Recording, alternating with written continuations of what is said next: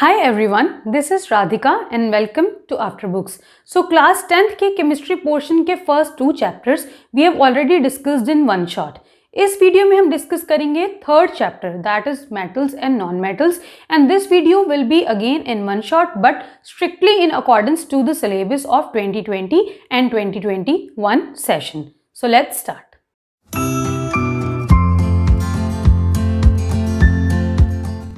Now, on the basis of their chemical properties, elements are broadly classified into two groups, that is metals and non-metals. Start करते हैं with metals. The examples of metals are copper, aluminium, gold, platinum and many more. तो कैसे पहचानेंगे metals को? Let's start with the physical properties of metals.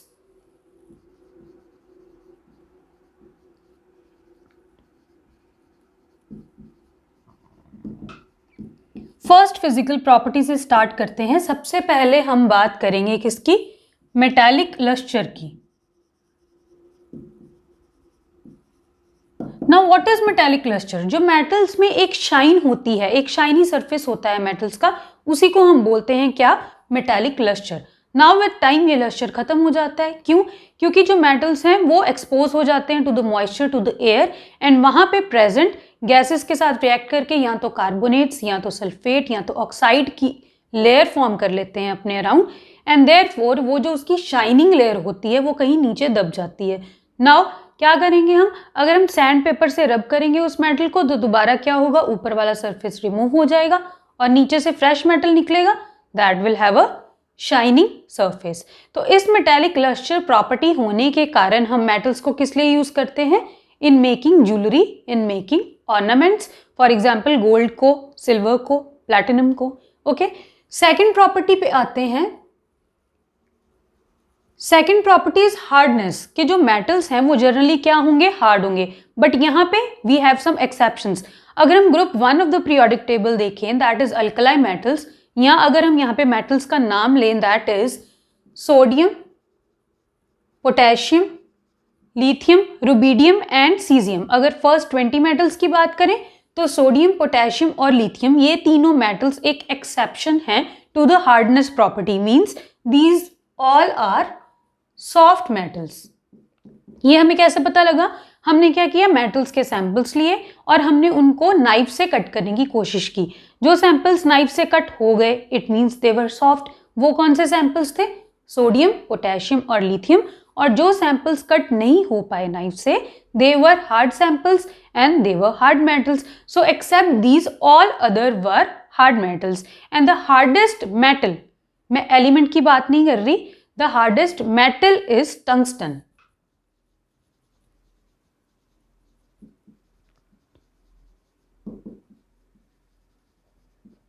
Symbol क्या है इसका? W. Now we come to the third property that is malleability. Malleability का क्या मतलब होता है? कि एक मेटल में ये प्रॉपर्टी होती है that we can draw it into thin layers without breaking it. मतलब एक जो मेटल है वो थिन लेयर्स में हम उसको बना सकते हैं और मेटल ब्रेक नहीं करेगा. This property is known as malleability. Most malleable metal कौन सा है? गोल्ड. गोल्ड से हम कितनी भी थिन शीट्स बना सकते हैं without breaking it. Best malleable metal is gold. Rest of the other metals are also malleable. इस प्रॉपर्टी का क्या यूज है? मेलेबिलिटी का. क्या बना रहे हैं हम इससे? शीट्स. तो अगर हम देखें एल्यूमिनियम की शीट, क्या बोलते हैं हम उसको? Aluminium foil. एल्यूमिनियम फॉइल को हम जगह जगह पे यूज करते हैं इन आर डेली लाइफ्स. अगर हम बात करें कॉपर फॉइल की, कॉपर फॉइल्स, अगर हम कॉपर की लेयर बना लें, कॉपर की शीट्स बना लें, उनको हम बोलेंगे कॉपर फॉइल्स. कॉपर फॉइल्स कहाँ पे यूज करते हैं हम? In making utensils. सिमिलरली अगर हम आयरन फॉइल्स बना लें तो उसको भी यूज इन मेकिंग बकेट्स. ठीक है. सिमिलरली अगर हम सिल्वर फॉइल्स बना लें तो उसको we use in decorating sweets. जो स्वीट्स के ऊपर सिल्वर कलर की एक थिन लेयर होती है that is the what? Silver की, that is silver foil. Now we come to ductility. जैसे मेलेबिलिटी का मतलब है कि एक मेटल में प्रॉपर्टी होती है कि हम उसको थिन शीट्स में ड्रॉ कर सकते हैं और वो मेटल टूटेगा नहीं. सिमिलरली जो डक्टिलिटी है वो क्या प्रॉपर्टी है? कि हम मेटल को थिन वायर्स में थिन वायर्स में ड्रॉ कर सकते हैं और क्या होगा, वो मेटल टूटेगा नहीं। थिन वायर्स में ड्रॉ करने की property is ductility and sheets में ड्रॉ करने की property is malleability. Again, the most ductile metal is also gold, whereas the rest of the metals are also ductile. ठीक है, तो यहाँ पे डक्टिलिटी का क्या यूज है, डक्टिलिटी से हम क्या बना रहे हैं, बेसिकली वायर्स बना रहे हैं। तो अगर हम बात करें टंगस्टन की,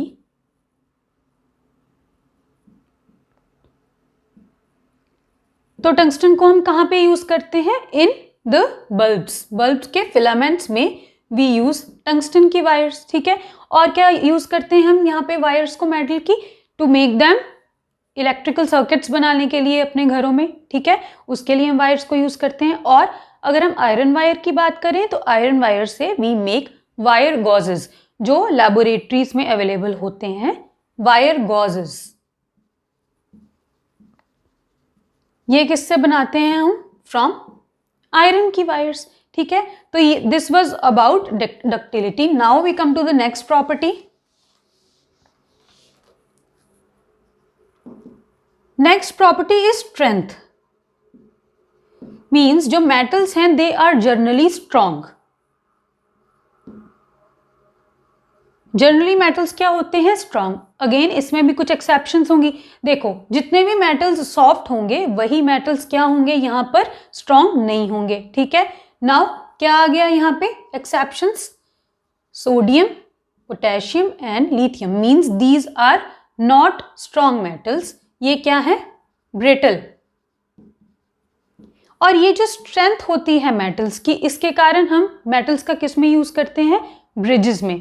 ब्रिजेस कंस्ट्रक्ट करते हैं हम आउट ऑफ आयरन। आयरन क्या है, एक मेटल है, तो वो कितना ज्यादा लोड, कितना ज्यादा वो भार उठा लेती हैं जो आयरन की ब्रिजेस होती हैं। मीन्स वो क्या है, स्ट्रेंथ है ना उनमें, मीन्स दे आर स्ट्रॉन्ग। तो metals are generally strong with a few exceptions. The next property is high melting point and boiling point. Melting point का क्या मतलब है कि हमने किसी चीज को मेल्ट करना है, जैसे आइस मेल्ट होकर किस में चली जाती है, वाटर में। बॉइलिंग पॉइंट का क्या मतलब है कि किसी चीज को बॉइल करना। बॉइलिंग पॉइंट का क्या मतलब, जैसे हम वाटर को उबालते हैं, बॉइल हो जाता है, क्या होता है, water converts into water vapours. ठीक है, इन्हीं processes, these are the examples of melting and boiling, and the consecutive temperatures are known as melting point और बॉइलिंग पॉइंट्स। नाउ अब देखो, क्या है मेटल्स, हार्ड हैं, क्या है मेटल्स, स्ट्रॉन्ग है। तो ऑब्वियसली उनके मेल्टिंग और बॉइलिंग पॉइंट्स भी क्या होंगे, हाई होंगे। जितनी ज़्यादा स्ट्रेंथ है किसी चीज़ की, जितना ज़्यादा स्ट्रॉन्ग है वो मेटल या कोई भी चीज़, उतनी ज़्यादा हमें टेम्परेचर देना पड़ेगा उस चीज़ को किसी दूसरी फॉर्म में कन्वर्ट करने के लिए। ठीक है, तो सेम यहाँ पे भी एक्सेप्शंस हो जाएंगे। और कौन कौन से एक्सेप्शंस होंगे, जो यहाँ पे हार्ड नहीं थे मेटल्स, जो यहाँ पे स्ट्रॉन्ग नहीं थे मेटल्स, वही क्या होंगे, यहाँ पे low melting and boiling points होंगे उनके। तो यहाँ पे भी क्या एक्सेप्शंस हो गई, sodium, potassium and lithium. Now next point पे आते हैं हम। The next point is sonority.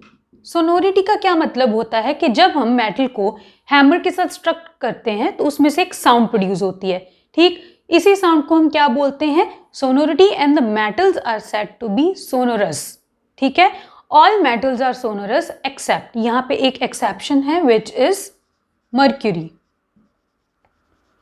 यहाँ पे ये जो भी ब्रैकेट्स में है, दीज आर दी एक्सेप्शंस।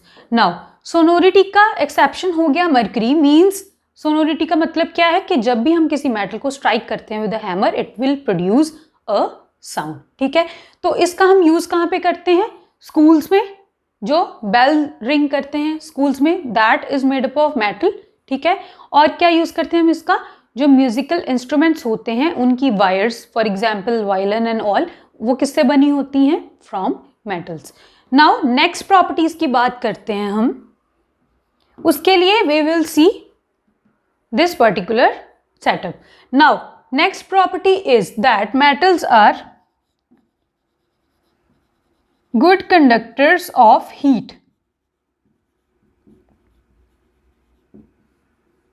क्या किया हमने, यहाँ पे हमने एक क्लैंप लिया है, वहां पे हमने एक वायर को इसके साथ क्लैंप कर दिया, ठीक। से ये वायर थी किसी भी मेटल की, फॉर एग्जाम्पल यहाँ पे हम बात कर लेते हैं एल्यूमिनियम की है ये।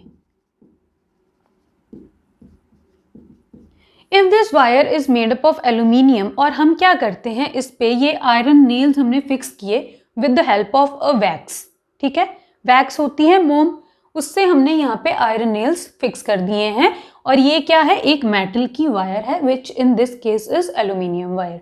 तो क्या करेंगे हम, देखो अगर हम इधर हीट देनी शुरू करें विद द बंसन बर्नर, या हम इधर हीट देनी शुरू करें, स्टार्ट करते हैं हम पहले कि अगर हम इधर से हीट देते हैं with the help of a Bunsen burner, तो क्या होगा, सी यहां से हमने हीट प्रोवाइड करनी शुरू की।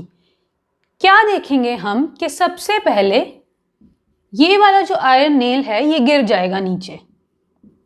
क्यों गिरेगा नीचे ये, बिकॉज यहाँ पे ये जो इसकी वैक्स है वो मेल्ट हो जाएगी। वैक्स ने उसको उसकी पोजीशन पे होल्ड किया हुआ था, बट अब क्या हो रहा है, वैक्स पिघल गई है, तो अब क्या हो जाएगा, जो आयरन नेल है वो नीचे फॉल हो जाएगा। सिमिलरली उसके बाद इस नेल के बाद ये नेल, इस नेल के बाद ये नेल, मींस ये नेल एट द फर्स्ट गिरेगा एंड ये नेल एट द लास्ट गिरेगा।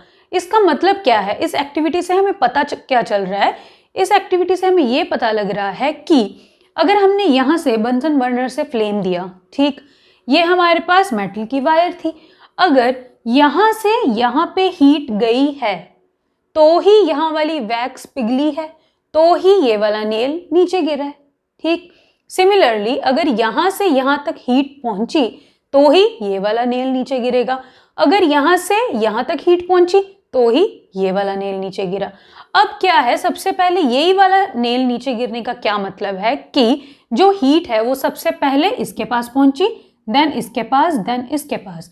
इसका क्या मतलब है कि जो मेटल की पूरी वायर है उसने हीट को अपने आप में ट्रांसफर किया है। मींस हम दे तो रहे थे हीट सिर्फ इतने पोर्शन पे, ठीक, बट वो हीट पूरे मेटल वायर पे ट्रांसफर हो गई है, इसीलिए ही हमारा लास्ट वाला आयरन नेल भी गिर गया, ठीक है।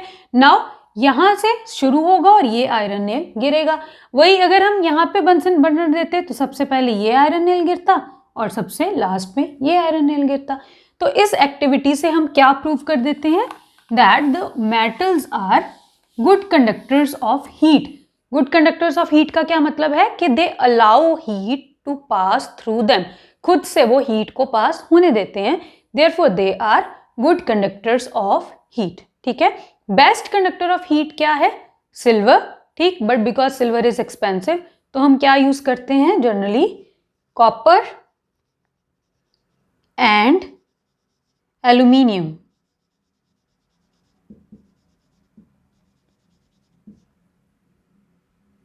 Now we come to this setup. ये क्या है, नेक्स्ट प्रॉपर्टी जो हम डिस्कस करने वाले हैं, दैट इज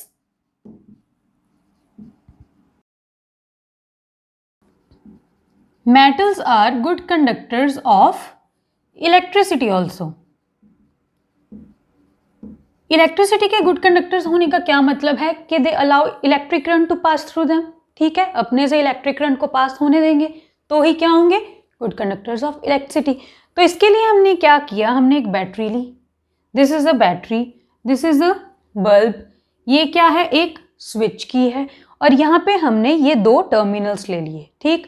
यहाँ पे ये जो ए और बी के बीच में यहाँ पे जो गैप है, these are the crocodile clips, यहाँ पे ये जो गैप है इसमें हमने क्या करना है, प्लेस मेटल के सैंपल्स प्लेस करने हैं, ठीक।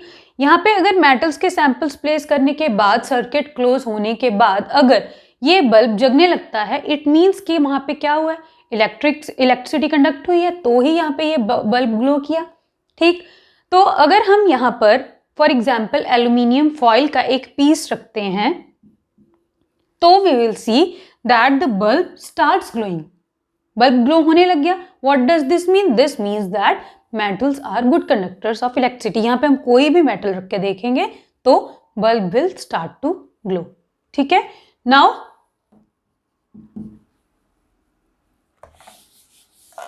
बेस्ट कंडक्टर क्या है इलेक्ट्रिसिटी का, same, the best conductor of electricity is silver, but because it is expensive तो इसीलिए हम उससे जो हाउस होल्ड वायर्स होती हैं, इलेक्ट्रिकल वायर्स, वो हम सिल्वर की नहीं बनाते, किसकी बनाते हैं?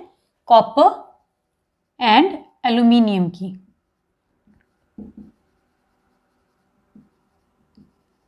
नाउ अगर हम इन वायर्स को देखें तो इन वायर्स के ऊपर एक कोटिंग होती है, वो किसकी होती है? That coating is of PVC, that is polyvinyl chloride की कोटिंग होती है, ताकि हमें इलेक्ट्रिक शॉक ना लगे और करंट हमारी बॉडी से पास ना हो जाए। ठीक है, इसीलिए जो भी इलेक्ट्रिकल वायर्स होती हैं उनको हम किससे कोट करते हैं? किसी प्लास्टिक की चीज से या polyvinyl chloride that is with PVC, हम उसको कोट करते हैं for our protection. Now we come to next property. Next property क्या है? The next property is density. Now generally metals are dense. Density क्या होता है? Mass upon volume. ठीक है, तो मेटल्स जनरली डेंस होते हैं except for again sodium, potassium and lithium. ठीक है, कितने पॉइंट्स हो गए हैं यहाँ पे? 10 पॉइंट्स। एक पॉइंट रह गया, यहाँ पे हम बात करेंगे इनके एग्जिस्टेंस की, that metals are generally solids at room temperature. Room temperature पे अगर बात करें तो सारे मेटल्स लगभग क्या हैं? सॉलिड्स। यहाँ पे भी एक एक्सेप्शन है which is of mercury. Mercury is a liquid at room temperature. किस में यूज करते हैं हम इसको, मर्क्यूरी को? इन थर्मोमीटर्स। ठीक है, because of being liquid at room temperature, यही कारण है कि इट इज नॉन सोनोरस। ठीक है, यहाँ पे लिक्विड है ये, तो ऑब्वियसली लिक्विड को कैसे हिट करेंगे? With a hammer. So it is, mercury is non sonorous. Okay, now let's study the physical properties of non metals. क्या करेंगे हम? उनका एक कंपैरिजन करेंगे with the physical properties of metals. इसीलिए जितने भी पॉइंट्स हमने अभी तक डिस्कस किए उन सबको यहाँ पे मैंने पॉइंट वाइज लिख दिया है। Now we will compare it with the physical properties of metals. सबसे पहला पॉइंट मेटल्स का क्या है? Metals are lustrous. ठीक, लस्ट्रस मीन्स उनमें एक शाइनिंग थी, but in case of non metals क्या है? They are non lustrous. कोई भी शाइन नहीं होती उनमें, बट इसका भी एक एक्सेप्शन है which is iodine. Iodine is lustrous. Second point क्या है कि जो मेटल्स होते हैं they are generally hard, whereas जो नॉन मेटल्स होते हैं दे आर जनरली सॉफ्ट। इसका एक्सेप्शन क्या है? Diamond. Diamond is an allotrope of carbon. Carbon का एलोट्रोप है। एलोट्रोप का क्या मतलब होता है? जिनकी सेम केमिकल प्रॉपर्टीज होती हैं और डिफरेंट फिजिकल प्रॉपर्टीज होती हैं। ठीक है, उनको हम बोलते हैं एलोट्रॉप्स। डायमंड और ग्रेफाइट एंड ऑल्सो फुलरीन, यहाँ पे हम डायमंड और ग्रेफाइट की बात करेंगे। These are the allotropes of carbon. ठीक है, तो ये जो डायमंड है this is hardest substance known. ठीक है, तो ये क्या है? हार्डेस्ट एलिमेंट या हार्डेस्ट नॉन मेटल। अगर हम बात करें हार्डेस्ट मेटल की तो वो टंगस्टन होगा, बट अगर हम बात करें हार्डेस्ट एलिमेंट नोन या हार्डेस्ट नॉन मेटल तो the hardest non metal is diamond. ठीक है, नेक्स्ट पॉइंट आता है मेलेबिलिटी। जो हमारे मेटल्स थे दे वर मेलेबल, बट ये जो नॉन मेटल्स हैं दे आर नॉट मेलेबल। ना तो ये मेलेबल है और ना ही ये डक्टाइल है। ना तो हम इनसे थिन वायर्स बना सकते हैं, ना ही हम इनसे थिन शीट्स बना सकते हैं। द नेक्स्ट पॉइंट यहाँ पे क्या था कि जो मेटल्स हैं they are good conductors of heat. ठीक है, तो यहाँ पे हमारे पास जो नॉन मेटल्स होते हैं they are generally poor conductors of heat. But यहां पे भी एक्सेप्शन है, डायमंड और ग्रेफाइट। ध्यान से ये बात सुनने वाली है, diamond and graphite they both are good conductors of heat, जो कि मेटल नॉन मेटल्स की प्रॉपर्टी नहीं है। तो यहां पे क्या एक्सेप्शन है? एक्सेप्ट डायमंड एंड ग्रेफाइट, ये दोनों क्या है? They are good conductors of heat. और अगर हम इन दोनों में से भी बात करें कि ज्यादा अच्छा कंडक्टर कौन है तो diamond. Diamond is more better conductor of heat, heat की बात कर रहे हैं, इलेक्ट्रिसिटी की बात नहीं कर रहे। So diamond is a more good conductor of heat as compare to graphite. अगर हम यहाँ पे इलेक्ट्रिसिटी कंडक्ट करने की बात करें तो again non metals are poor conductors of electricity.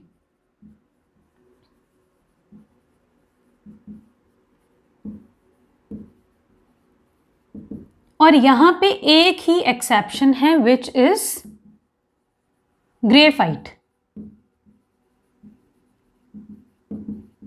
सिर्फ एक ग्रेफाइट ही ऐसा नॉन मेटल है which is an allotrope of carbon जो अच्छा कंडक्टर है इलेक्ट्रिसिटी का, whereas rest all the non metals are poor conductors of electricity with an exception of graphite. Now next point है यहां पर strong हैं, जो मेटल्स हैं they are generally strong, exception तो यहाँ पे हैं ही। तो जो नॉन मेटल्स हैं they are what, they are brittle. Brittle का क्या मतलब होता है कि टूट जाते हैं बहुत जल्दी, ठीक है। तो यहाँ पे क्या एक्सेप्शन होंगी, ऑब्वियसली जो डायमंड है वो इतना हार्ड है, it is the hardest substance, तो वो ब्रिटल तो हो नहीं सकता, obviously it will be strong. तो यहाँ पे क्या एक्सेप्शन होगी, the exception is diamond. So diamond तीन केसेस में एक्सेप्शन है, एक तो it is the hardest substance, दूसरी बात it is a good conductor of heat, and तीसरी बात it is not brittle, it is strong. Now coming to the next point, solids जो थे ज्यादातर सॉलिड मेटल्स वर ज्यादातर solids at room temperature, whereas non metals क्या है, non metals solid भी हो सकते हैं, लिक्विड भी हो सकते हैं और गैस भी हो सकते हैं। The examples of solids are, sulphur की बात कर लें अगर हम, ठीक है, S8 मॉलिक्यूल की तरह एग्जिस्ट करता है, सल्फर हो गया, फॉस्फोरस हो गया। S is the symbol of sulphur, P is the symbol of phosphorus. Class 10th की केमिस्ट्री के लिए आपको फर्स्ट 20 एलिमेंट्स के सिंबल्स और उनके नेम्स याद होना is must. Now liquid non metal ऐसा कौन सा है which is liquid at room temperature, that is bromine. And gases भी हो सकते हैं non metals, for example fluorine, chlorine, ठीक है। तो जो नॉन मेटल्स हैं they can be solids, liquids और gases at room temperature, whereas metals are generally solids with an exception of mercury. तो ये पॉइंट भी हो गया। Coming to the next point, solids जो हमारे मेटल्स थे they had high melting point and high boiling point, whereas जो non metals हैं उनके क्या होंगे, बिकॉज ये सॉफ्ट हैं तो they will have low melting point and boiling point. Again यहाँ पे क्या एक्सेप्शन हो जाएगा, the exception will be diamond, क्योंकि अगर डायमंड स्ट्रॉन्ग है तो उसका मेल्टिंग पॉइंट और बॉइलिंग पॉइंट भी क्या होगा, ज्यादा होगा। सो melting point and boiling point भी हो गया। The next point is high densities, जो मेटल्स हैं उनकी क्या थी, जनरली हाई थी डेंसिटीज, वेयर एज जो नॉन मेटल्स हैं they have low densities. And last point is sonorous, metals क्या थे, सोनोरस थे, whereas non metals are non sonorous, ठीक है। So these are the differences between the physical properties of metals and the non metals. Coming to the chemical properties of metals,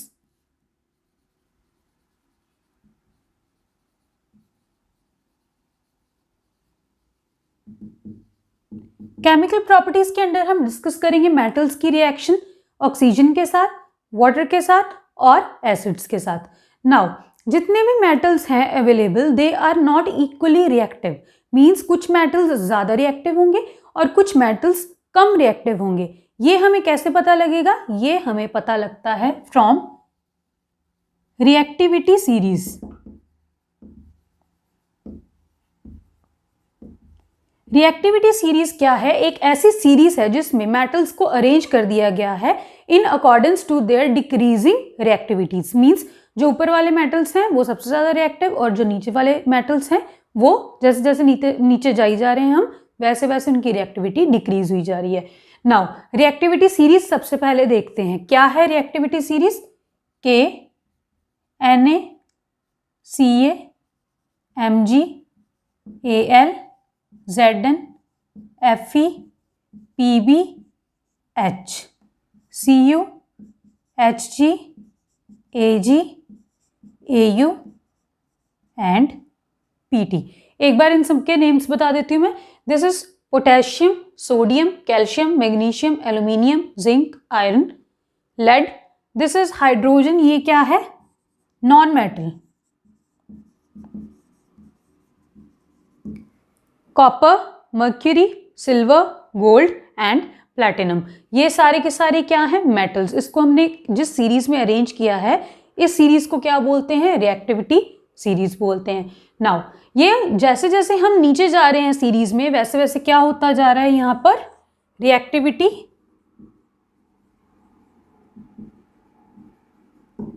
decreases.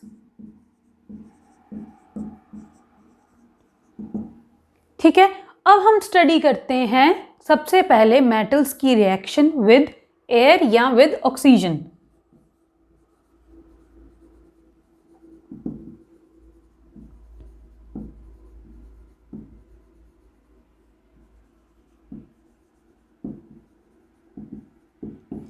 Now जो metals हैं वो air के साथ react कर सकते हैं रूम टेम्परेचर पे, या हमें हीट देनी पड़ेगी, या हमें और ज़्यादा हीट देनी पड़ेगी, या हमें बहुत ही ज़्यादा हीट देनी पड़ेगी उस पर्टिकुलर मेटल को ऑक्सीजन के साथ रिएक्ट करवाने के लिए।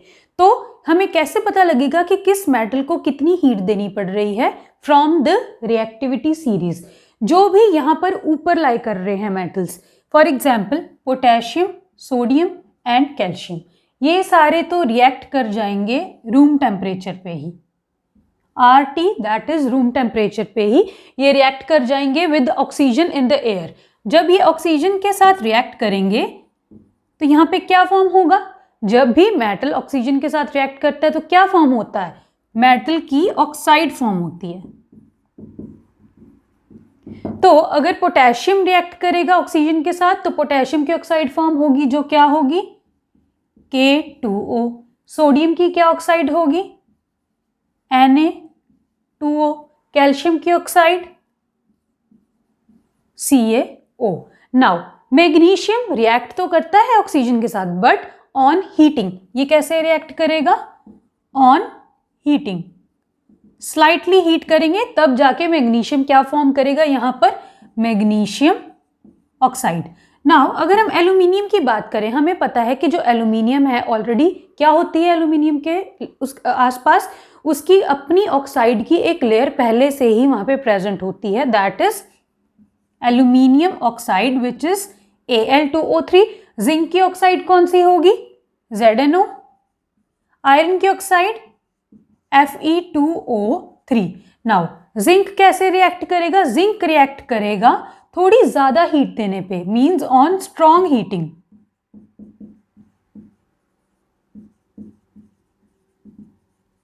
अगर यहां पे हम आयरन की बात करें, आयरन जो है अगर हम उसको स्ट्रांगली हीट भी कर दें तो भी आयरन का ignition temperature we do not reach. What is ignition temperature? Ignition temperature वो मिनिमम टेम्परेचर होता है जो हमें किसी सब्सटेंस को देना पड़ता है उसको बर्न करने के लिए। जब तक हम उसके इग्निशन टेम्परेचर तक नहीं पहुंचते वो पर्टिकुलर सब्सटेंस बर्न नहीं करेगा। नाउ यहाँ पे स्ट्रॉन्ग हीटिंग के बाद भी जो आयरन है अभी तक अपने इग्निशन टेम्परेचर को रीच नहीं किया है, इसीलिए बर्न नहीं करेगा और ऑक्सीजन के साथ रिएक्ट नहीं करेगा। बट अगर हम यहाँ पर आयरन नेल्स लें, ठीक, अब क्या हो जाएगा? आयरन फिलिंग्स अगर हम लें तो उनका सरफेस एरिया बढ़ जाता है,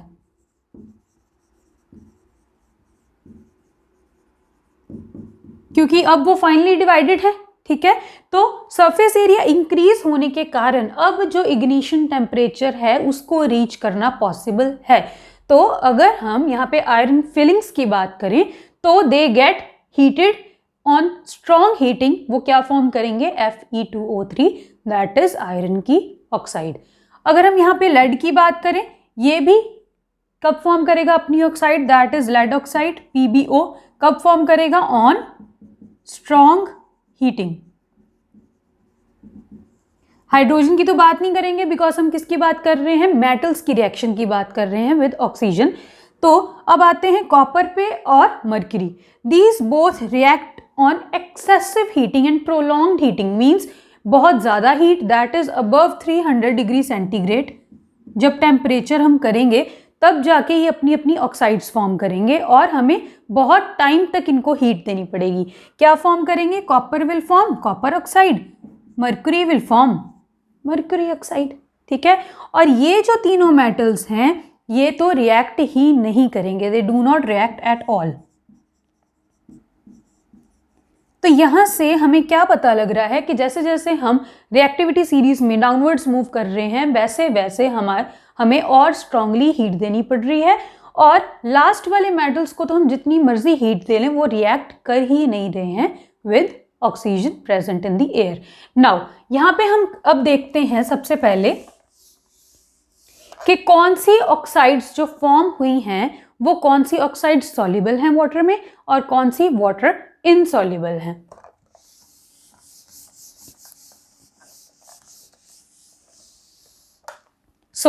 यहां पे ये जो पोटेशियम, सोडियम और कैल्शियम की ऑक्साइड्स फॉर्म हुई, these all are soluble in water, और वाटर में सॉल्युबल है इसका मतलब क्या फॉर्म करेंगी? अपनी अपनी हाइड्रोक्साइड्स। पोटेशियम क्या फॉर्म करेगा? Potassium hydroxide. सोडियम क्या फॉर्म करेगा? Sodium hydroxide. कैल्शियम क्या फॉर्म करेगा? Calcium hydroxide.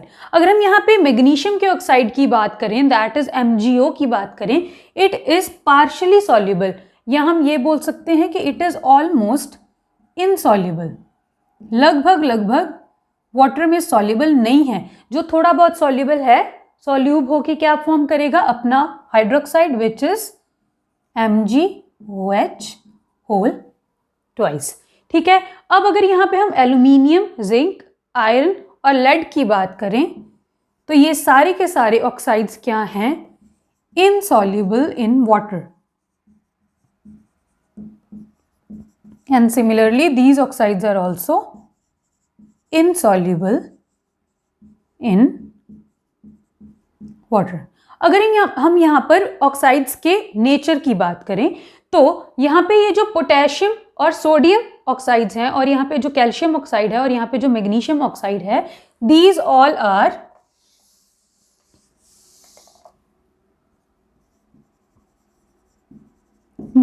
Are basic in nature, means potassium से लेके मैग्नीशियम तक जितनी भी ऑक्साइड्स हैं ये हैं बेसिक इन नेचर, और एल्यूमिनियम से लेकर लेड तक जितनी ऑक्साइड्स हैं दीज ऑल आर एम्फोटेरिक।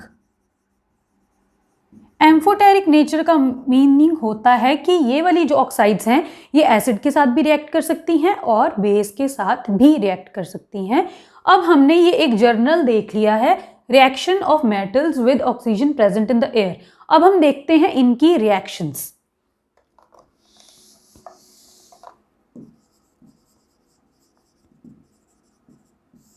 तो सबसे पहले तो यहाँ पे ये जो हमने ऑक्साइड्स फॉर्म की हैं इनमें से कुछ की रिएक्शंस हम देख लेते हैं। अगर हमने sodium oxide for example form करनी है, सोडियम ऑक्साइड इज Na2O, उसके लिए हमें क्या करना पड़ेगा?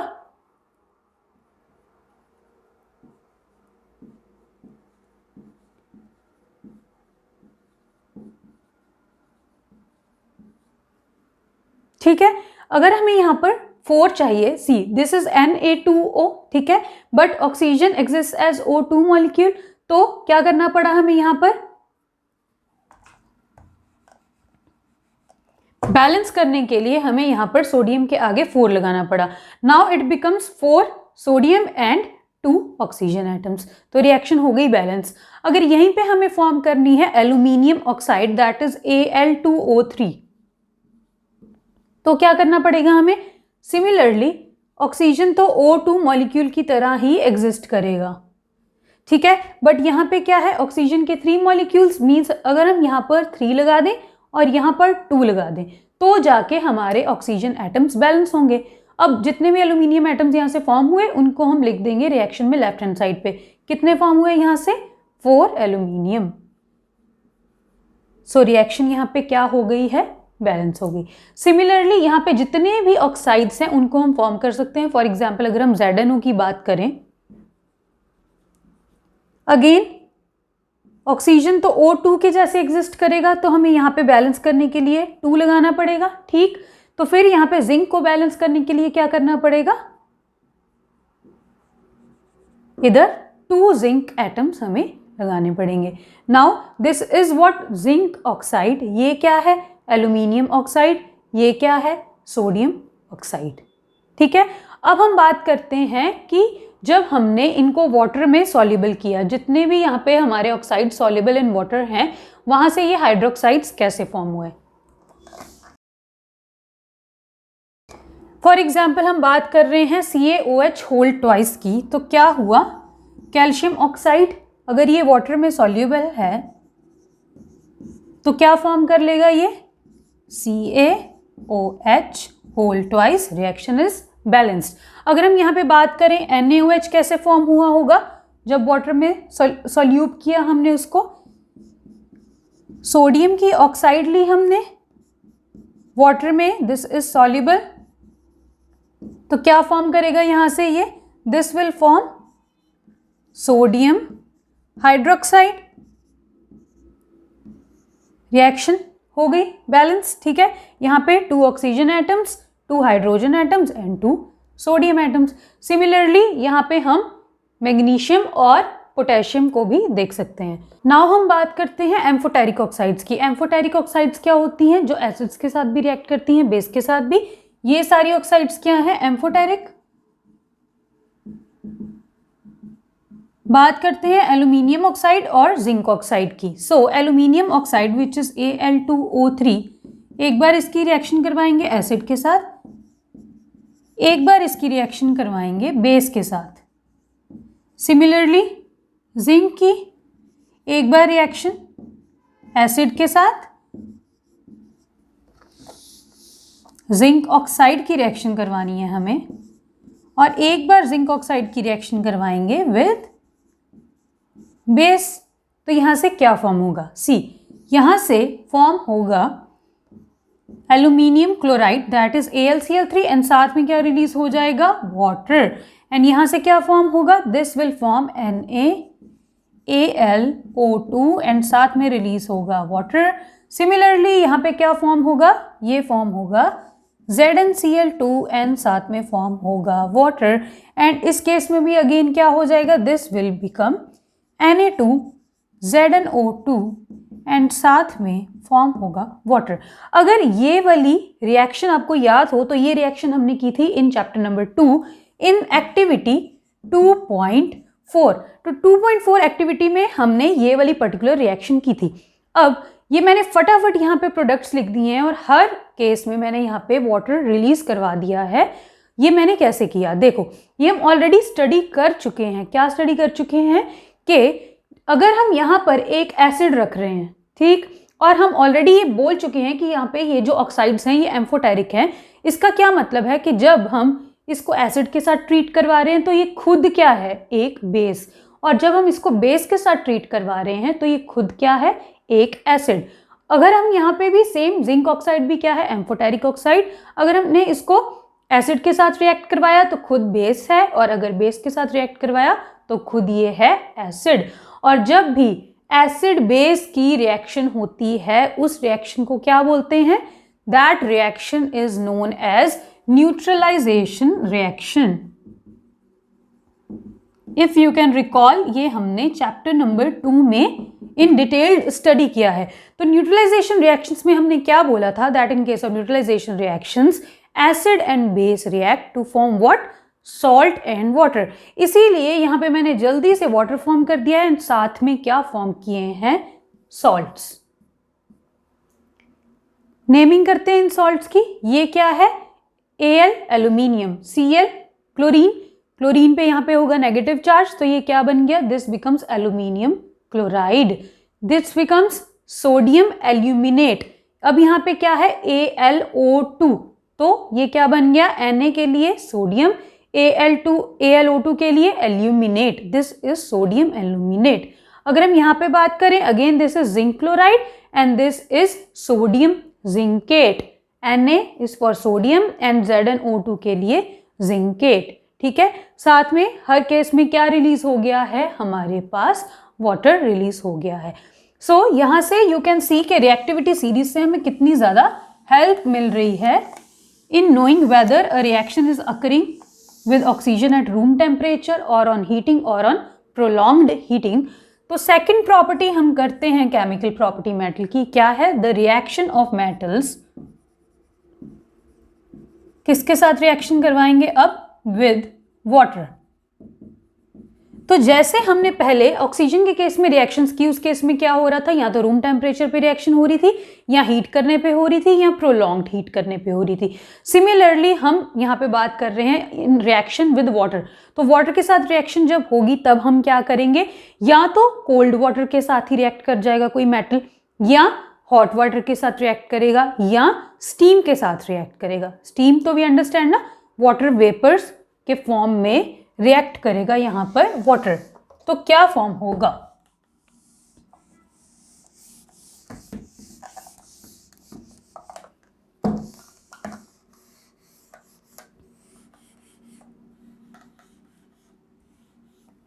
नाउ जो फर्स्ट थ्री मेटल्स हैं that is potassium, sodium and calcium, ये क्या करते हैं? They react with cold water. Cold water के साथ ही रिएक्ट कर जाते हैं, इतने रिएक्टिव होते हैं। और ये जो फर्स्ट टू मेटल्स हैं ये तो इतने ज़्यादा रिएक्टिव होते हैं कि कोल्ड वाटर के साथ ही रिएक्ट करने पे इनकी रिएक्शन एक्सप्लोजिव होती है।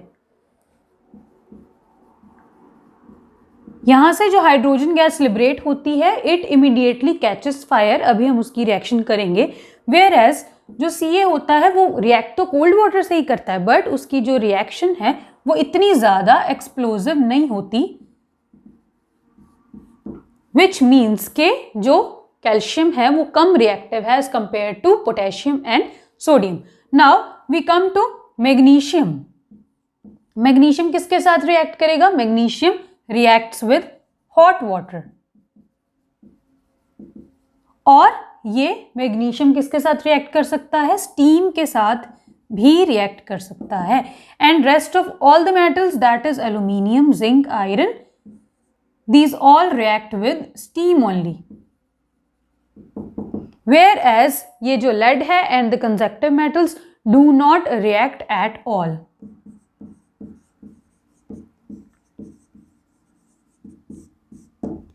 ओके, तो वाटर के साथ रिएक्शंस देख लेते हैं।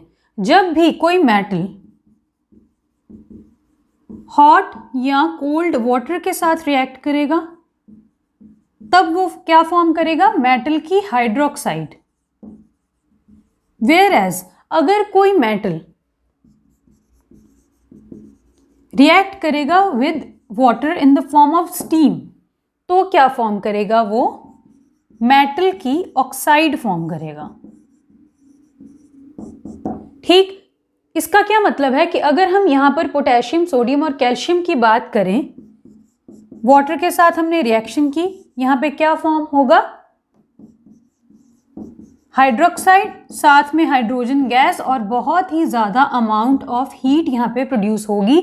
ये ही जो यहाँ पे इतनी ज़्यादा अमाउंट ऑफ हीट प्रोड्यूस हुई है, this is responsible for this hydrogen gas immediately catching fire and the reaction becoming very much explosive. यही रीज़न है कि ये जो मेटल्स हैं ये इतने ज़्यादा रिएक्टिव हैं ऑक्सीजन के साथ भी और वाटर के साथ भी कि हम इनको नॉर्मली स्टोर नहीं कर सकते। हमें इन्हें स्टोर करना पड़ता है इन केरोसिन ऑयल ताकि हम उनको मॉइस्चर और ऑक्सीजन के कांटेक्ट से दूर रख सकें और जो रिएक्शन है वो एक्सप्लोजिव ना हो। ठीक है, तो जो पोटेशियम है उसने भी यहाँ पे कोल्ड वाटर के साथ ही रिएक्ट किया है। ठीक है, और क्या फॉर्म किया? Hydrogen gas along with hydroxide. Similarly reaction होगी किसकी? सोडियम की। अब अगर हम बात करें मैग्नीशियम की, जब तो मैग्नीशियम रिएक्ट कर रहा है हॉट वाटर के साथ तब तो ये क्या फॉर्म करेगा? अपनी हाइड्रोक्साइड एंड साथ में हाइड्रोजन गैस रिलीज होगी। ठीक, बट जब ये स्टीम के साथ रिएक्शन करेगा, water in the form of steam, तब क्या होगा? It will form its oxide. Similarly यहाँ पे ये जितने भी मेटल्स हैं these all will form their corresponding oxides. Now water के साथ जब हम रिएक्शन करवा रहे हैं मेटल्स की, तो सबसे पहले हमने कोल्ड वाटर के साथ रिएक्शन करवाने की कोशिश की। हमने क्या किया, बीकर्स लिए, half filled with cold water. Reaction किस किस की हो गई, इन तीनों की। फिर हमने हॉट वाटर के साथ रिएक्शन करवाने की कोशिश की, मैग्नीशियम रिएक्ट कर गया। अब हम स्टीम के साथ रिएक्शन करवाना चाहते हैं इन मेटल्स की, तो कैसे करवा सकते हैं स्टीम के साथ रिएक्शन, उसके लिए वी नीड दिस सेटअप। क्या किया हमने, we took a glass wool soaked in water, उसको हमने एक टेस्ट ट्यूब में प्लेस कर लिया हॉरिजॉन्टली यहाँ पे, एंड साथ में हमने सेंटर में क्या ऐड किया है, अपने मेटल का सैंपल जो भी हम यहाँ पे यूज कर रहे हैं। ठीक, अब हमने क्या करना है, सबसे पहले अपने मेटल को हीट करना है। वंस इट गेट्स हीटेड, फिर हम क्या करेंगे, ये जो ग्लास वूल है एब्जॉर्ब्ड इन वाटर, इसको हीट करेंगे। जब इसको हीट करेंगे तो वहां से क्या फॉर्म होगा, स्टीम फॉर्म होगी। वो किससे पास होगी, इस हॉट मेटल से, तो क्या फॉर्म करेगी, हमने अभी किया है कि जब भी मेटल रिएक्ट करता है स्टीम के साथ तो it forms metal oxide and साथ में हाइड्रोजन गैस। तो यहाँ पे ये जो हाइड्रोजन गैस फॉर्म हुई है, इसको हम यहाँ पे कलेक्ट कर लेंगे। ठीक, और जब हम इस टेस्ट ट्यूब के माउथ के ऊपर बर्निंग कैंडल को लेके जाएंगे तो it will burn with a pop sound indicating the presence of which gas, hydrogen gas. ठीक है, now we come to the reaction of metals with acids। वैसे तो हम ऑलरेडी ये रिएक्शन सेकंड चैप्टर में कर चुके हैं कि जब हम मेटल्स को एसिड्स के साथ रिएक्ट करते हैं तो क्या फॉर्म होता है, हाइड्रोजन गैस। अब यहाँ पे इस केस में 2 ही केसेस हैं हमारे पास जब हम एसिड को मेटल के साथ रिएक्ट करवा रहे हैं। एक वो मेटल्स जो हाइड्रोजन से ऊपर आते हैं रिएक्टिविटी सीरीज में, और एक वो मेटल्स जो हाइड्रोजन से नीचे आते हैं रिएक्टिविटी सीरीज में। अब हम ऑलरेडी कर चुके हैं कि जो भी मेटल्स ऊपर है रिएक्टिविटी सीरीज में, जो वो ज़्यादा रिएक्टिव है और जो नीचे हैं वो कम रिएक्टिव हैं। नाउ ऊपर वाले मेटल्स का ज़्यादा रिएक्टिव होने का क्या मतलब है कि वो नीचे वाले मेटल को उसकी पोजीशन से डिस्प्लेस कर सकते हैं। मींस यहाँ पे ये जो पोटेशियम है, सोडियम को, कैल्शियम को, मैग्नीशियम, एल्यूमिनियम, जिंक, इन सब को अपनी अपनी पोजीशन से, इनकी पोजीशन से क्या कर सकता है, डिस्प्लेस कर सकता है। इसका मतलब क्या हुआ कि हाइड्रोजन के ऊपर जितने भी मेटल्स होंगे वो सारे के सारे इसको इसकी पोजीशन से डिस्प्लेस कर सकते हैं, और इसीलिए they will react with acid. Because acid में होता क्या है, हर एसिड के पास H होता ही है। नाउ अगर हम यहाँ पे बात करें, जो मेटल्स बिलो लाई कर रहे हैं हाइड्रोजन के, ये रिएक्ट नहीं करेंगे। क्यों? क्योंकि ये हाइड्रोजन को डिस्प्लेस नहीं कर पाएंगे उसकी पोजीशन से। डिस्प्लेसमेंट रिएक्शन क्या होती है ये हम ऑलरेडी कर चुके हैं इन चैप्टर नंबर 1। तो अब अगर हम यहाँ पे बात करें, basically we have 3 main acids, that is hydrochloric acid, sulphuric acid and nitric acid.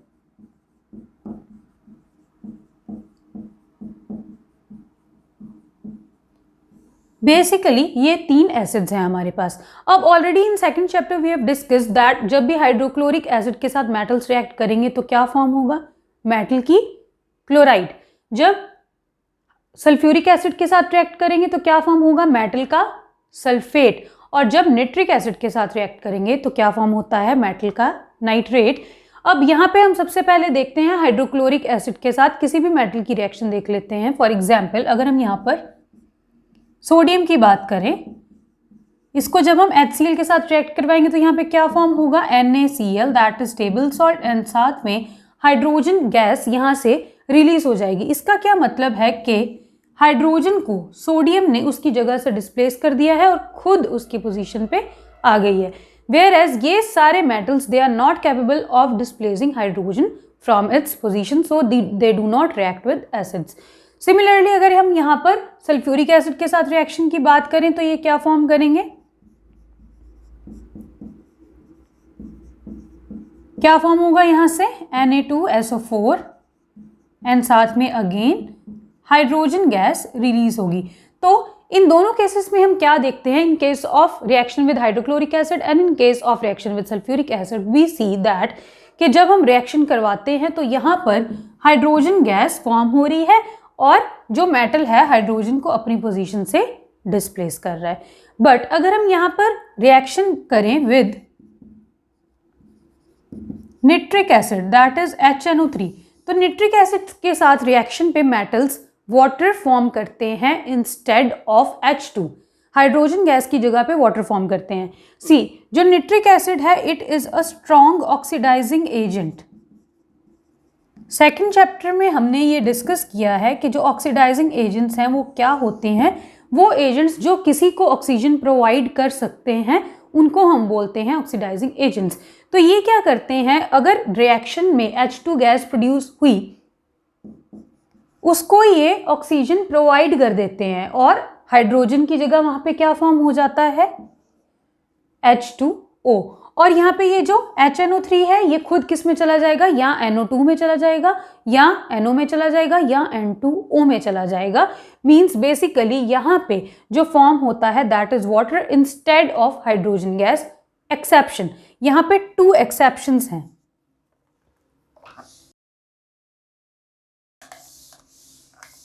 अगर हम यहाँ पर मैग्नीशियम और मैंगनीज की बात करें, दैट इज अगर हम मैंगनीज की रिएक्शन करवाएं HNO3 के साथ या मैग्नीशियम की रिएक्शन करवाएं HNO3 के साथ, तो इन दोनों ही केसेस में क्या फॉर्म होता है,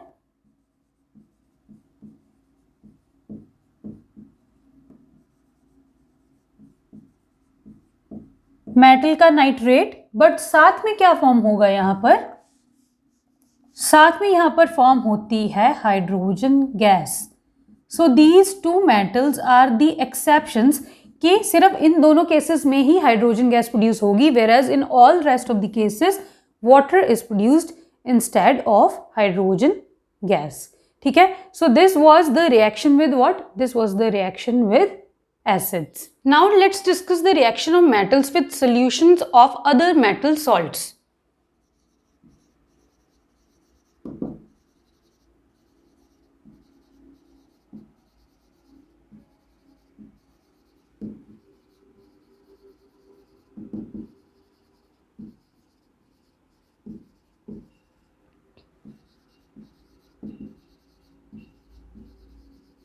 सो बेसिकली इस रिएक्शन में हमने करना क्या है, एक मेटल लेना है और उसकी रिएक्शन करवानी है दूसरे मेटल के सॉल्ट के साथ। ठीक, तो हम यहाँ पे 2 केसेस लेते हैं।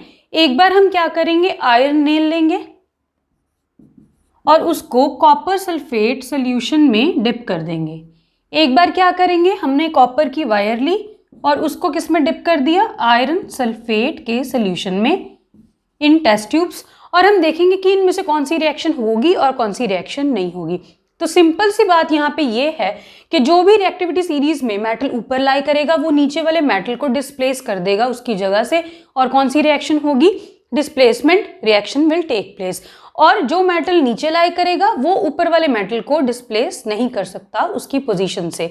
तो यहाँ पे हम क्या करना चाहते हैं, आयरन की रिएक्शन करवा रहे हैं विद कॉपर सल्फेट। तो यहाँ पे क्या होगा, अगर प्रोडक्ट बनेगा तो this will be FeSO4 and साथ में Cu, मतलब आयरन ने कॉपर को उसकी पोजीशन से डिस्प्लेस करना है।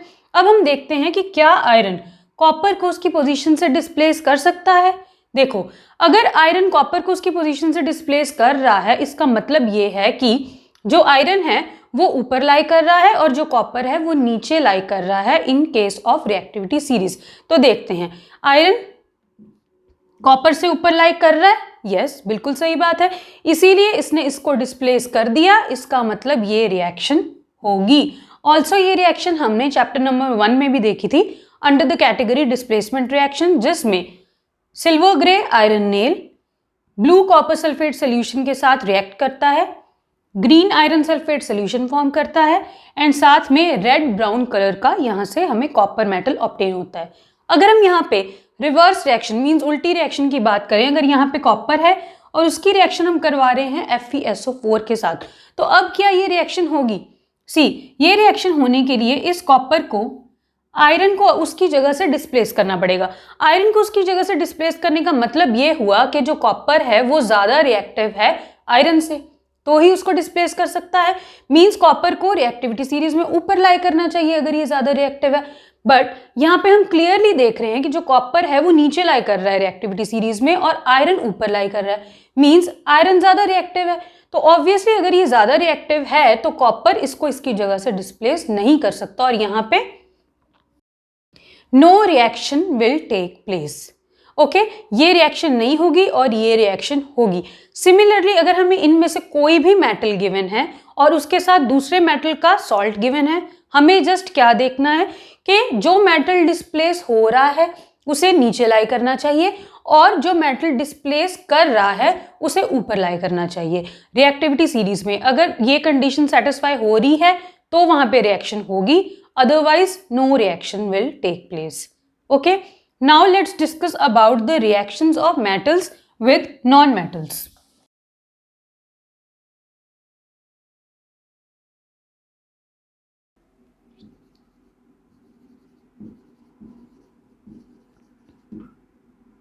Now metals के तो कितने एग्जाम्पल्स हैं, ये सारे metals के ही एग्जाम्पल्स हैं। सिमिलरली नॉन मेटल्स के क्या एग्जाम्पल्स हैं, chlorine, sulphur, carbon, nitrogen, oxygen and many many more. अब हम क्या करना चाहते हैं, मेटल की रिएक्शन करवाना चाहते हैं विद नॉन मेटल। एक सिंपलेस्ट केस हम देखते हैं, दैट ऑफ NaCl। Na क्या है, मेटल, Cl क्या है, नॉन मेटल। तो दोनों की रिएक्शन से क्या बना, NaCl। क्या बोलते हैं इसको, कॉमन सॉल्ट और table salt, and this is sodium chloride. Now ये फॉर्म कैसे हुआ होगा ये देखते हैं हम। इसे जानने से पहले हमें दो तीन चीजें पहले समझनी पड़ेंगी, पहले हम वो समझते हैं। सी, एक एटम का स्ट्रक्चर कैसा होता है। एटम में पहली बात तो इलेक्ट्रॉन्स होते हैं और प्रोटॉन्स होते हैं और न्यूट्रॉन्स होते हैं, ठीक। अब एक होता है न्यूक्लियस। न्यूक्लियस मीन्स जिसमें मास होता है एटम का, हर चीज एटम से बनी है। एटम में आगे क्या है, एक न्यूक्लियस है जिसमें मास होता है उस पर्टिकुलर एटम का, और न्यूक्लियस में होते हैं प्रोटॉन्स और न्यूट्रॉन्स, ठीक। इसके आसपास शेल्स होती हैं। इन शेल्स में इलेक्ट्रॉन्स रिवॉल्व करते हैं just as planets revolve around the sun, ठीक। इलेक्ट्रॉन्स इन शेल्स में रिवॉल्व करेंगे around the nucleus. Means nucleus में क्या है, प्रोटॉन्स और न्यूट्रॉन्स, और ये जो शेल्स हैं इनमें क्या है, इलेक्ट्रॉन्स जो न्यूक्लियस के अराउंड रिवॉल्व कर रहे हैं, ठीक। अब ये जो शेल्स हैं इनको हमने एक नेमिंग कर दी।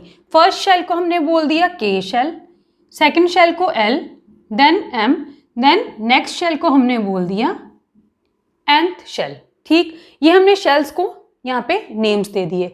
नाउ अब यहाँ पे इन शेल्स में कितने इलेक्ट्रॉन्स आ सकते हैं, इनका नंबर भी फिक्स्ड है, ठीक। जो K शेल है उसमें maximum there can be 2 electrons. Total यहाँ पे कितने इलेक्ट्रॉन्स हो सकते हैं, 2 इलेक्ट्रॉन्स। इलेक्ट्रॉन्स को रिप्रेजेंट करते हैं नेगेटिव साइन से, बिकॉज उनके ऊपर नेगेटिव चार्ज होता है। जो L शेल है दैट इज सेकंड शेल, उसमें टोटल आ सकते हैं 8 इलेक्ट्रॉन्स।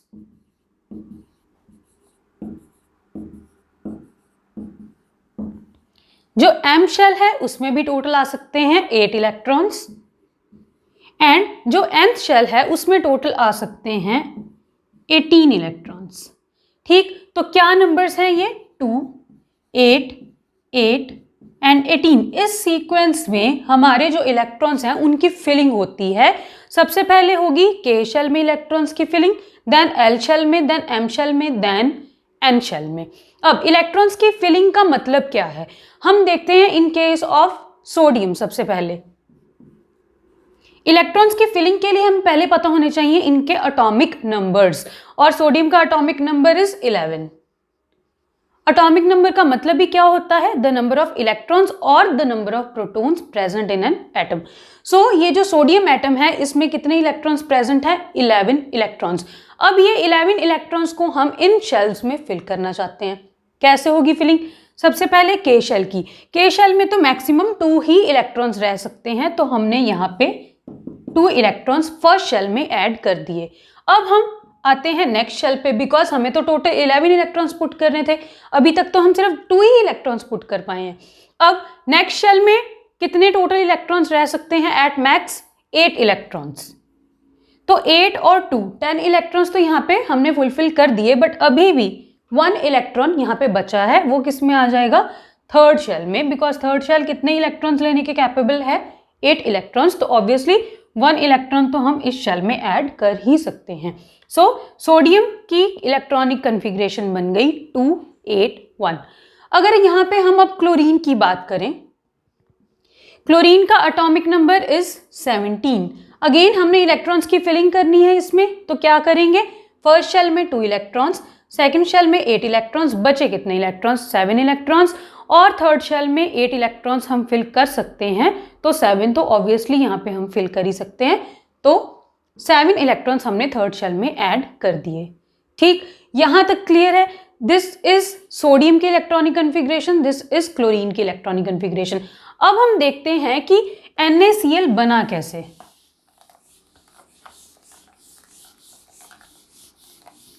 देखो, सबसे पहले तो ये जो 2, 8, 8, 18 नंबर्स हैं, ये हमने क्यों फिक्स किए हैं, बिकॉज यहाँ पे सबसे ज्यादा स्टेबिलिटी होती है न्यूक्लियस की, एटम की। ठीक है, अब यहाँ पे क्या है, 2, 8, थर्ड शेल में सिर्फ 1 इलेक्ट्रॉन है, जबकि होने कितने चाहिए थे, 8 इलेक्ट्रॉन्स। कहने का मतलब क्या है, कहने का मतलब ये है कि या तो इसके पास सिर्फ 2 ही इलेक्ट्रॉन्स हों तो ये स्टेबल है, या फिर 2 और 8 इलेक्ट्रॉन्स हों तो ये स्टेबल है, या 2, 8, 8 इलेक्ट्रॉन्स हो जाए तो ये स्टेबल हो जाए, या 2, 8, 8, 18 इलेक्ट्रॉन्स हो जाए तो ये स्टेबल हो जाएगा।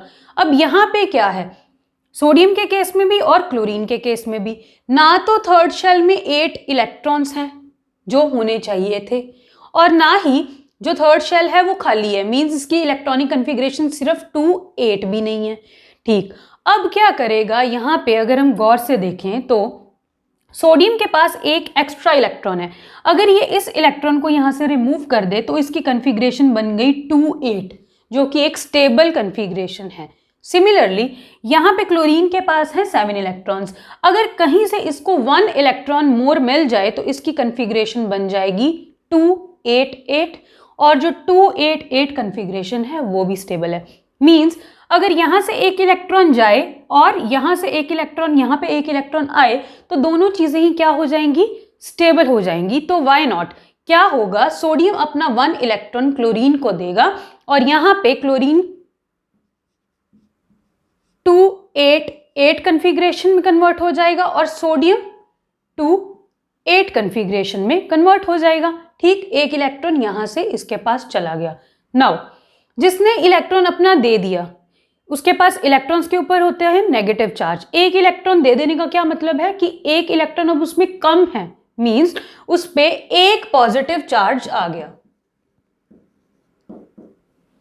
सिमिलरली यहां पे क्लोरीन ने 1 मोर इलेक्ट्रॉन खुद में ऐड कर लिया है, तो मींस क्लोरीन पे भी एक एक्स्ट्रा इलेक्ट्रॉन का नेगेटिव चार्ज आ गया।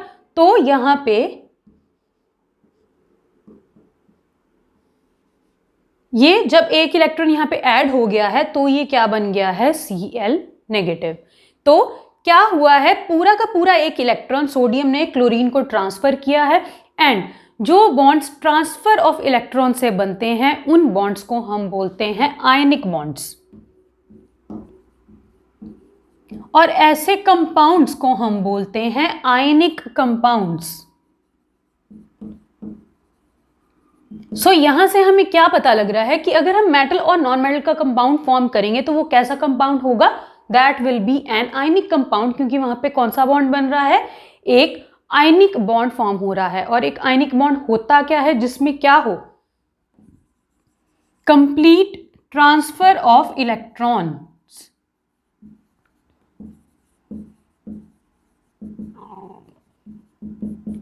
ठीक, इतनी बात यहां पे क्लियर है। नाउ हम देखते हैं थोड़ा सा इसका electron dot structure.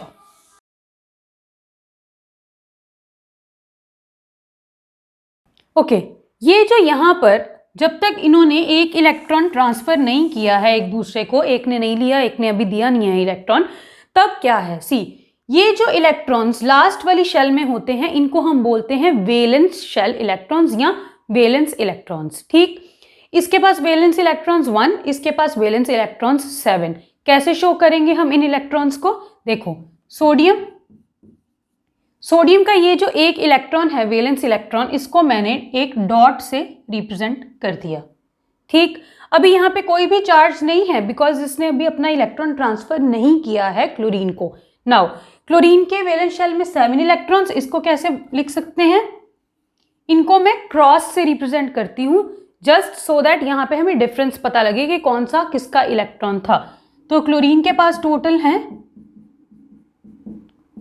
7 valence electrons, valence electrons इनके ड्रॉ कर दिए। तो बस यहाँ से हमें ऑलरेडी पता है कि अगर सोडियम अपना इलेक्ट्रॉन दे देता है, सोडियम के ऊपर आएगा पॉजिटिव चार्ज और ये स्टेबल हो जाएगा, क्लोरीन के ऊपर आएगा नेगेटिव चार्ज और ये भी स्टेबल हो जाएगा, बिकॉज दोनों की कन्फिग्रेशंस क्या हो जाएंगी, स्टेबल इलेक्ट्रॉनिक कन्फिग्रेशंस।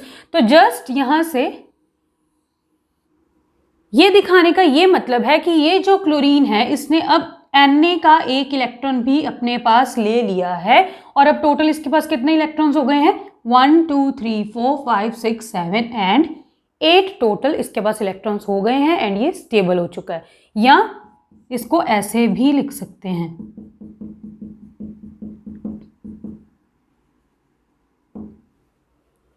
फाइन। नाउ हम करते हैं अबाउट MgCl2। सेम केस करेंगे with MgCl2। Now magnesium and साथ में क्या है, chlorine. Magnesium is atomic number 12, chlorine again atomic number 17। Magnesium की इलेक्ट्रॉनिक कन्फिग्रेशन क्या हो जाएगी, 282, और क्लोरीन की तो अभी भी इलेक्ट्रॉनिक कन्फिग्रेशन क्या है, 287। नाउ देखो, अब यहाँ पे मैग्नीशियम के पास 2 एक्स्ट्रा इलेक्ट्रॉन्स हैं, अगर ये दोनों इलेक्ट्रॉन्स रिमूव करता है तो जाके ये क्या बनेगा, एक स्टेबल कन्फिग्रेशन में बनेगा। एंड सिमिलरली यहाँ पे एक क्लोरीन सिर्फ एक ही इलेक्ट्रॉन ले सकता है पिछले केस के अकॉर्डिंगली। नाउ यहाँ पे क्या है, इसीलिए ही हम यहाँ पे 2 क्लोरीन एटम्स लगाते हैं। सी, एक क्लोरीन एटम सिर्फ मैग्नीशियम से एक ही इलेक्ट्रॉन ले सकता है, तो अगर यहाँ से एक क्लोरीन एटम ने इसका एक इलेक्ट्रॉन ले लिया और खुद 288 कन्फिग्रेशन बना ली, तो भी ये तो स्टेबल हो गया है, बट ये अभी भी स्टेबल नहीं हुआ है, बिकॉज इसके पास अभी भी एक इलेक्ट्रॉन यहाँ पे बचा हुआ है।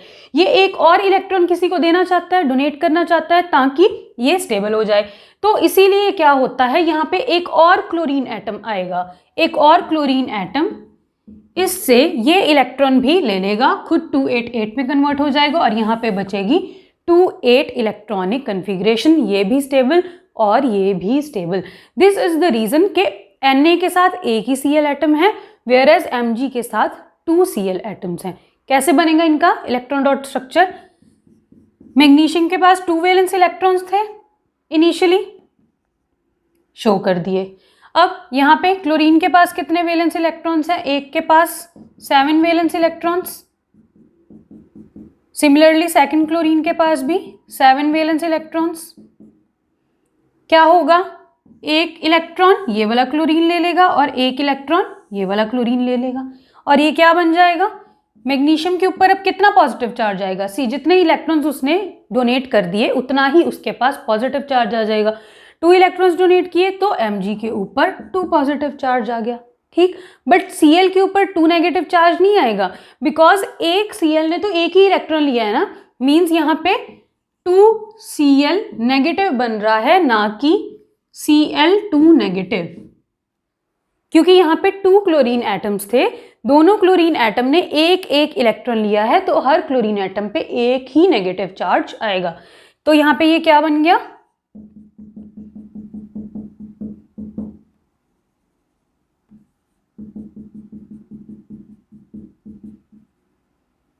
दिस, ठीक। तो ये है हमारे आयनिक कंपाउंड्स। अब हम करते हैं some properties of ionic compounds.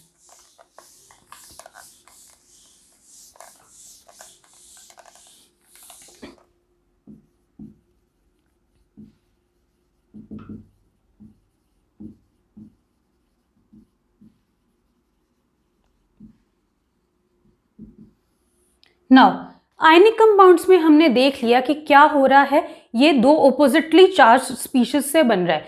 तो ऑपोजिटली चार्ज स्पीशीज में क्या होंगी, attraction, opposite poles attract each other, ठीक। अट्रैक्शन होने के कारण इन दोनों में जो फोर्स है, जो दोनों ही एटम्स को positive atom that is cation और अनाइन को बाइंड किया हुआ है जिसने, वो क्या है, एक स्ट्रॉन्ग फोर्स। तो उसको ब्रेक करने के लिए भी हमें उतनी ज़्यादा एनर्जी देनी पड़ेगी। सो जो आयनिक कंपाउंड्स होते हैं, they have high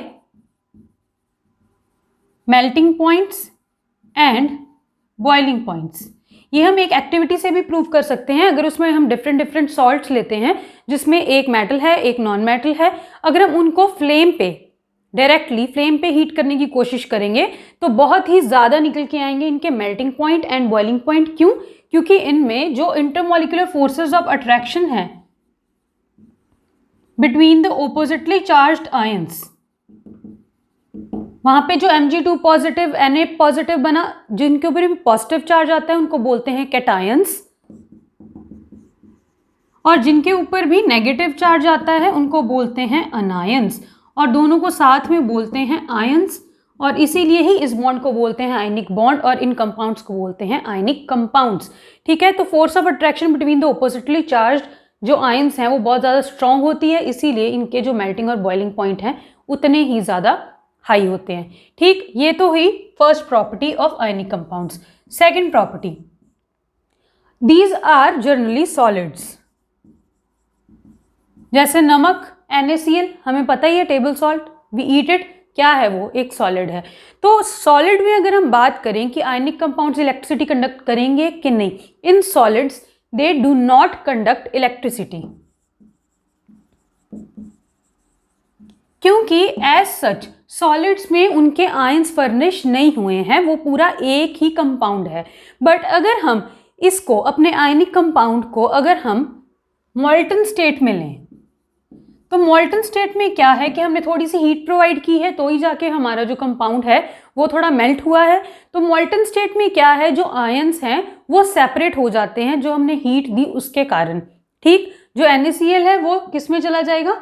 Na positive and Cl negative में। सिमिलरली अगर CaCl2 होता तो उसने फॉर्म कर लेना था Ca2 positive and 2Cl negative, means ions बन गए। अब जो आयंस हैं वही रिस्पॉन्सिबल होते हैं इलेक्ट्रिसिटी को कंडक्ट करवाने के लिए। आयंस मूव करेंगे, चार्ज कंडक्ट होगा, चार्ज फ्लो होगा तो ही इलेक्ट्रिसिटी कंडक्ट होगी, नहीं तो नहीं होगी। मीन्स सॉलिड फॉर्म में तो ये कंडक्टर्स नहीं हैं इलेक्ट्रिसिटी के, but in case of molten state they are good conductors of electricity, they conduct electricity।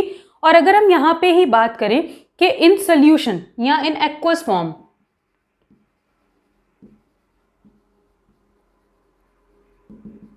तो again in presence of water क्या होगा? In presence of water again they will dissociate into ions and they will conduct the electric current। ठीक, तो ये तो हुई to properties. अब आते हैं कि ये जो कंपाउंड्स होते हैं are they soluble in water और not. So these compounds are soluble in water and insoluble in kerosene etcetera. तो वाटर में सॉल्युबिलिटी होने का क्या मतलब है? See, water is what? H2O। ये खुद भी तो आयन से बना है, H positive and OH negative, and there is a rule that like dissolves like, कि जो अपने जैसे लोग हैं अपने ही जैसे लोगों में रहना पसंद करते हैं, सोसाइटी वैसे ही पसंद करते हैं। सिमिलरली यहाँ पे जो H2O है वो भी आयंस में ब्रेक हो रहा है और जो आयनिक कंपाउंड है वो भी आयंस में ब्रेक हो रहा है। तो ये भी ions same and like dissolves like. तो जो आयनिक कंपाउंड्स है they are soluble in water. But अगर कोई भी ऐसा सॉल्वेंट है जो टू आयंस में कैटायन और अनायन में नहीं टूट सकता है, उसमें these will be insoluble because वहां पे ये एक जैसे नहीं है। So they are soluble in water but they are not soluble in non polar solvents. ऐसे सॉल्वेंट्स जो टू कैटायन और अनायन में ब्रेक नहीं करते उनको हम क्या बोलते हैं? Non polar solvents, for example kerosene. ठीक है, सो ये तो हुई इनकी प्रॉपर्टीज। क्या प्रॉपर्टीज हैं? High melting and boiling point होगा इनका। क्यों? बिकॉज इनकी फोर्सेस ऑफ अट्रैक्शन बहुत ज़्यादा स्ट्रॉन्ग है। दूसरी बात, मॉल्टन स्टेट में या एक्वा स्टेट में इलेक्ट्रिसिटी कंडक्ट करेंगे बट वैसे इलेक्ट्रिसिटी कंडक्ट नहीं करेंगे। एंड ये क्या होते हैं? जनरली सॉलिड्स होते हैं at room temperature and they are soluble in any polar solvent, means जिसके पोल्स जनरेट हो सकते हैं, negative pole and positive pole. So this was all about the chapter number 3, that is metals and non-metals.